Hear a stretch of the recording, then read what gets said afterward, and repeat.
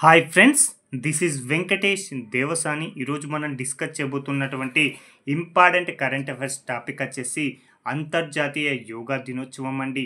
ప్రతి సంవత్సరం కూడా అంతర్జాతీయ యోగా దినోత్సవాన్ని ఎప్పుడు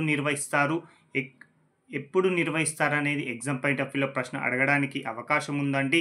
అదేవిధంగా ఎప్పటి నుంచి నిర్వహిస్తున్నారు, 2025లో నిర్వహించినటువంటి అంతర్జాతీయ యోగా దినోత్సవం యొక్క థీమ్ ఏంటి, అదేవిధంగా ప్రధాని నరేంద్ర మోడీ గారు ఎక్కడ జరిగినటువంటి అంతర్జాతీయ యోగా దినోత్సవంలో ముఖ్య అతిథిగా పాల్గొనడం జరిగింది అనేటువంటి ప్రశ్నలను మనం ఈ యొక్క టాపిక్ నుంచి ఎక్స్పెక్ట్ చేయవచ్చండి. కాబట్టి డిస్కస్ చేద్దామండి ఈ యొక్క టాపిక్ గురించి.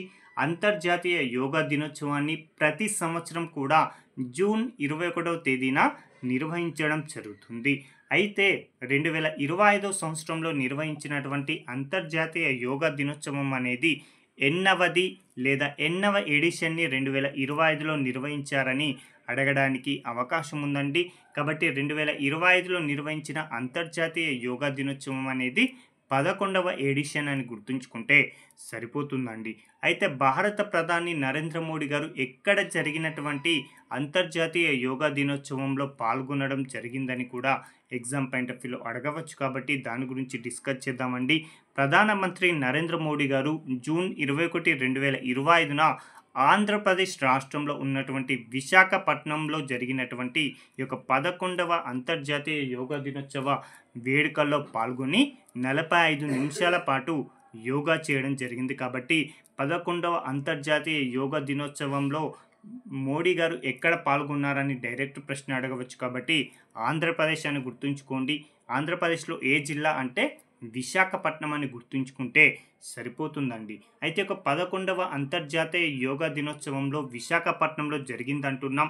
ఈ యొక్క వేడుకల్లో ప్రధాని నరేంద్ర మోడీ గారితో పాటు పాల్గొన్నటువంటి ఇతర ప్రముఖులను కనుక పరిశీలిస్తే నారా చంద్రబాబు నాయుడు గారండి ప్రస్తుతం ఆంధ్రప్రదేశ్ రాష్ట్రానికి ముఖ్యమంత్రిగా ఉండడం జరిగింది. అదేవిధంగా కేంద్ర ఆయుష్ సహాయ మంత్రి అయినటువంటి ప్రతాప్ రావ్ జాదవ్ అనేటువంటి వ్యక్తి, అదేవిధంగా కొణిదెల పవన్ కళ్యాణ్ అండి ఆంధ్రప్రదేశ్ రాష్ట్రానికి డిప్యూటీ సీఎంగా పనిచేస్తున్నటువంటి అతడు, అదేవిధంగా నారా లోకేష్ అండి ఆంధ్రప్రదేశ్ మంత్రి, వీరందరూ కూడా 11వ అంతర్జాతీయ యోగా దినోత్సవం విశాఖపట్నంలో జరిగిందంటున్నాం కదా. ఆ యొక్క వేడుకల్లో మోడీ గారితో పాటు వీరు పాల్గొని 45 నిమిషాల పాటు యోగా చేయడం జరిగింది. అయితే ఆంధ్రప్రదేశ్కు సంబంధించి ఒక అంశం గురించి కూడా డిస్కస్ చేద్దామండి. అంతకంటే ముందు ఈ యొక్క అంతర్జాతీయ యోగా దినోత్సవం అంటే 11వ అంతర్జాతీయ యోగా దినోత్సవాన్ని ఎవరు నిర్వహించారు అంటే కేంద్ర ఆయుష్ మంత్రిత్వ శాఖ వారండి. చాలా ఇంపార్టెంట్ అండి. కేంద్ర ఆయుష్ మంత్రిత్వ శాఖ వారు ఈ యొక్క యోగా దినోత్సవాన్ని నిర్వహించడం జరిగింది. ఈ యొక్క యోగా దినోత్సవం సందర్భంగానే అంటే అంతర్జాతీయ యోగా దినోత్సవం సందర్భంగా విజయవాడలో ఉన్నటువంటి కృష్ణా నది పైన ఒక వినూత్నమైనటువంటి యోగా కార్యక్రమాన్ని నిర్వహించిందండి. ఆ యొక్క వినూత్నమైన కార్యక్రమం ఏంటంటే తేలియాడే యోగా అండి. చాలా ఇంపార్టెంట్ అండి. కృష్ణా నది పైన తేలియాడే యోగాని ఈ యొక్క అంతర్జాతీయ యోగా దినోత్సవం సందర్భంగా నిర్వహించడం జరిగింది. ఆంధ్రప్రదేశ్ ప్రభుత్వం చేపట్టినటువంటి యోగా ఆంధ్ర 2025 ప్రచార కార్యక్రమంలో భాగంగా విజయవాడలో ఉన్నటువంటి కృష్ణా నది పైన తేలియాడే యోగానైతే నిర్వహించారు అనేటువంటి అంశాన్ని గుర్తుంచుకోండి. ఇక మరొక అంశం ఏంటి అంటే ఈ యొక్క అంతర్జాతీయ యోగా దినోత్సవం అనేది 11వ అంతర్జాతీయ యోగా దినోత్సవం సందర్భంగా కేంద్ర సాంస్కృతిక మంత్రిత్వ శాఖ వారు దేశంలో 100 ప్రసిద్ధ పర్యాటక ప్రదేశాలలో మరియు 50 సాంస్కృతిక ప్రదేశాలలో యోగా సెషన్లను అయితే నిర్వహించారు. ఈ యొక్క అంతర్జాతీయ యోగా దినోత్సవం సందర్భంగా రాజస్థాన్లో ఉన్నటువంటి జోధ్పూర్లో జరిగినటువంటి రాజస్థాన్లో జోధ్పూర్లో జరిగినటువంటి ఒక అంతర్జాతీయ యోగా దినోత్సవ వేడుకల్లో పాల్గొన్నటువంటి ముఖ్య అతిథి ఎవరు అంటే గజేంద్ర సింగ్ షెకావత్ అండి. ఇతడు ప్రస్తుతం కేంద్ర సాంస్కృతిక మరియు పర్యాటక మంత్రిగా ఉన్నటువంటి గజేంద్ర సింగ్ షెకావత్ ఎక్కడ జరిగినటువంటి యోగా దినోత్సవ వేడుకలో పాల్గొన్నారు అంటే రాజస్థాన్ జోధ్పూర్ అని గుర్తుంచుకుంటే సరిపోతుంది. అసలు ఎప్పటి నుంచి అంతర్జాతీయ యోగా దినోత్సవాన్ని నిర్వహిస్తున్నారు అనేది కూడా మనకు తెలిసి ఉండాలండి.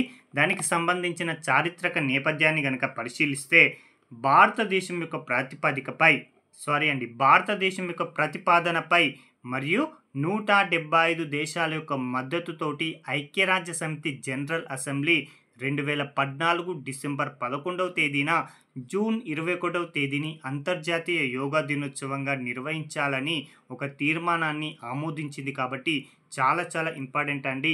జూన్ 21వ తేదీని అంతర్జాతీయ యోగా దినోత్సవంగా ప్రకటించాలని ఐక్యరాజ్య సమితి జనరల్ అసెంబ్లీ ఏ సంవత్సరంలో తీర్మానాన్ని ఆమోదించిందని ఇదివరకు ప్రశ్న అడగడం జరిగింది.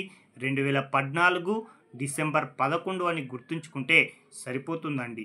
అయితే ఈ యొక్క తీర్మానాన్ని ఆమోదించిన తర్వాత మొట్టమొదటిసారిగా అంతర్జాతీయ యోగా దినోత్సవాన్ని 2015 సంవత్సరం జూన్ 21వ తేదీన నిర్వహించడం జరిగిందండి. ఇది మోస్ట్ ఎక్స్పెక్టెడ్ అండి.